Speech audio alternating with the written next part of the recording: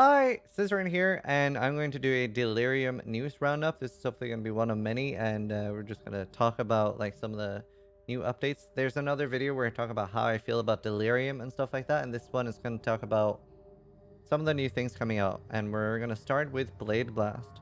So I want to talk about the new Blade Blast skill, and it works like it's an active skill, and it works with like Blade Fall, Blade Vortex, or Ethereal Knives, and they leave knives behind, and then you have a big explosion. There's several videos about this going around, but in the POE video, like the actual official Path of Exile video, it looks a lot stronger than, for example, the PC Invasion video. It looks not very strong. I'm just guessing the skill has changed since they first told people about it. But here in the Bladefall one, you can see loads of knives are being left behind on the ground, and then the separate six-link or whatever you want to use, Blade Blast, is detonating all of those. And they look to be a massive, large explosion. Ethereal Knives as well. You can see there, the Ethereal Knives is putting knives inside monsters, basically, and then Blade Blast detonates them. I'm not that excited about either Blade Fall or Ethereal Knives for this skill. They might be good for boss killing, but for especially clearing, which I usually do more of, they don't look that great. Blade Vortex and Blade Blast looks amazing. That looks really cool. Something you could do, I can see some ideas of cast when channeling Cyclone or cast on crit. And then having Blade Vortex being spawned by either cast when damage taken or trigger gems. Cast when cast recently. There's so many ways I see that being really cool. You can also spawn animate weapons with Bladefall. It's going to be interesting to see how that will work. I really like using the Chains of Command version, and I hope that's still strong. In the video, it's currently showing 10 as max, but they haven't confirmed what the current max cap on anime weapon is yet, so we don't 100% know until they say, but the amount is being reduced, and the weapons are going to be stronger. So yeah, it'll be interesting to see how it's going to be after the changes. The Blade Blast looks super cool, and I'm very, very excited to try that out. And this could influence my league starter choice, because it looks like it could be really, really good as a speed clearer with Blade Vortex, which is a lot of fun to play. There's another skill being added called Kinetic Bolt, and it looks a bit like if Arc and Lightning Tendrils and Kinetic Blast had a baby, like Arc Tendrils Bolt. I don't know. It looks weird. It looks really cool. And this is actually a wand attack. So it's not a spell. It looks more like a spell because it looks like the character is casting. Like she's holding her hands out. Or he is a trickster? Shadow? Yeah. Holding his hands out. But from what we know, it is actually an attack. It's a wand attack. So yeah, it looks really, really cool. Also looks like something that could be extremely strong, and I would love to have this as a starter. That would be, I think it would be really, really cool. It's going to be interesting to see how it gets modified by skill gems, because obviously right now we haven't seen that much. Things like this is usually very hard to start with and usually better to switch into later. But I definitely think this skill has a lot of potential. And it sort of works similar to Crown of Ice. If you don't know what Crown of Ice does, it's a unique helmet that lets spell damage work as attack damage. And this skill has a similar effect, where spell damage further empowers the wand attack. So we don't know if this will stack. Maybe you can use Crown of Ice and stack loads of spell damage for a double effect, or maybe it won't stack. So we just don't know enough about the skill yet. But initial thoughts, it looks really cool, and it looks like it has a lot of potential. Next up, we're going to look at some of the jewels for the changing the skill tree. So Delirium Link adds a lot of new jewels and new jewel clusters. Loads of new passives on the tree. Going to be very interesting. One of the unique jewels is called Voices, and it adds 3 new jewel sockets for passive skills and adds 1 small passive skill which grants nothing. There's a couple of things that stand out to me as really interesting with this. With the amount of new jewels you can have, you can probably make some really interesting aura reservation builds with getting 1% reduced reservation corruptions on jewels. So yeah, it could be really, really interesting to see how much we can do. Scaling things with jewels like Abyssal Jewels is very strong as well. So bow builds and stuff might actually see a comeback just from that, because the abyssal jewels are so strong. So very, very interesting. Looking forward to this tool a lot. One of the other jewels is called One with Nothing and adds something called Hollow Palm Technique. And that is you count as dual wielding while you're unencumbered, and you have 60% more attack speed while you're unencumbered. You also have 15 to 20 attack physical damage per 10 dexterity while you're unencumbered.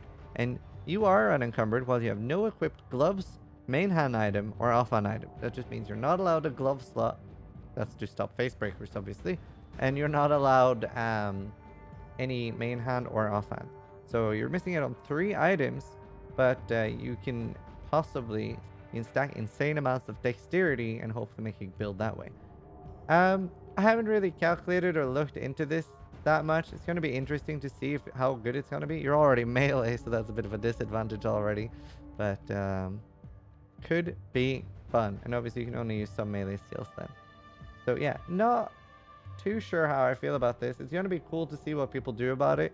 I don't think I'm instantly going to jump on a hollow palm train and start or try to do the start with that. Obviously, it's probably going to be very rare to actually get one, especially on hardcore solo self-found, which is what I'm starting the league with.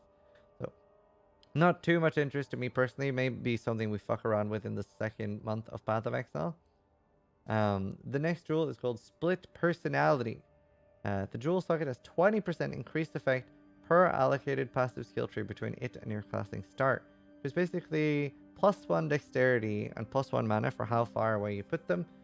I'm also guessing that there's going to be one for strength and one for int as well. So could be pretty interesting. We'll see what they do with them. I think they could be pretty cool for stat scaling builds, especially with how far away you can put them now. So pretty interesting jewel. I think it's pretty cool. And especially because they're not limited to one, so you can end up getting quite a lot of stats on these tools. Kitava's teaching adds Disciple of Kitava. Every 10 seconds, consume a nearby corpse to recover 5% life and mana, and then you take 10% more damage taken if you haven't consumed a corpse recently. It could be pretty interesting for getting like mana and clear speed builds and stuff. There's already quite a lot of ways to get it, so it's not super interesting. I don't think people are going to be using this a lot, especially in hardcore, where if you haven't consumed a corpse recently, you take 10% more damage taken. I don't know. It also doesn't sound like every second is enough to like remove corpses effectively enough to be good for Detonate Dead or things like that, or to save you from Detonate Dead. Algor Mortis, Carnage Mitts, and these are insanely strong. The reason I'm not particularly excited from them, and as you can see, what they do is 25% chance to sap enemy scintilling areas. So what you would do is you would normally have like a 1-length vortex going around dropping that, and you would only need it on bosses, but it's not that exciting. And for those of you wondering what sap does, it reduces the damage the target does. So it's great for boss farming if you're worried about it one-shotting you. It's a lot of effort to keep it up, in my opinion. So it's really strong. I don't know if I would sacrifice a glove slot for it. I definitely see that people will be using it though. So it's a useful unique. Probably will not be that expensive because especially I can see a lot of people not bothering with it. So I can see the meta for this being corrupting them and hoping for a good curse.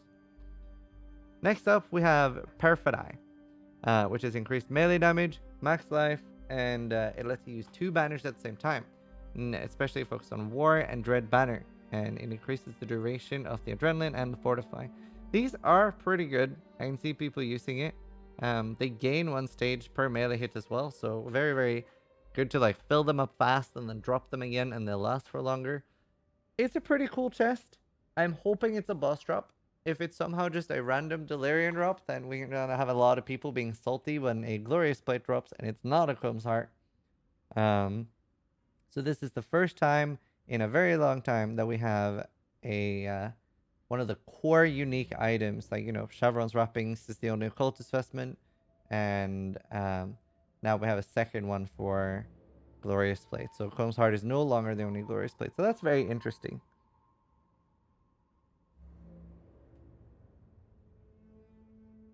Next up, we have the Interrogation. The Interrogation adds Secrets of Suffering, which changes that you can't ignite, chill, freeze, or shock anymore. but instead critical strikes inflict Scorch, Brittle, and Sapped. So that looks insanely strong. But it's going to be interesting to see how they work. They are all like the equivalent of each other. So Scorch is based on fire damage, Brittle is based on freeze damage, and Sapped is based on shock damage.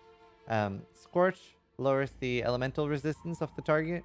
Brittle increases the crit chance by 10%, which is pretty big. So this is really cool for a lot of builds. I can see it being used quite a lot. Pretty good for like elemental hit, especially. It's massive for elemental hit because Ignite isn't really that exciting for an Ellie hit build, but lowering the Ellie rest by 20 is huge. So pretty big buff to elemental hit. Next up, we have a divination card called the Tinker's Tale. This gives you 5 of any fossil. So we're gonna see some highlight videos from people getting like, you know, the really rare fossils from this, and that's gonna be cool. So I'm excited for that. It's a great divination card. I really like it. Looking forward to that a lot. Gonna be interesting to see where it drops. This is a divination card that I have very mixed feelings about. It's called the Progeny of Linares. And it was made by a guy who posted the story on Reddit. It was basically made to commemorate his dad, which is very sweet. However, I hate the divination card. Not so much for the divination card giving a dying son. It's not the fault of the user making them. I just don't like how JDD end up implementing these in the game. With what I'm talking about here is specifically things like boss uniques dropping from non-bosses. So if they had like a serious disfavor, like the serious disfavor card dropping from other bosses or from not diviners specifically, then I would be a lot happier with them being as a sort of pity reward.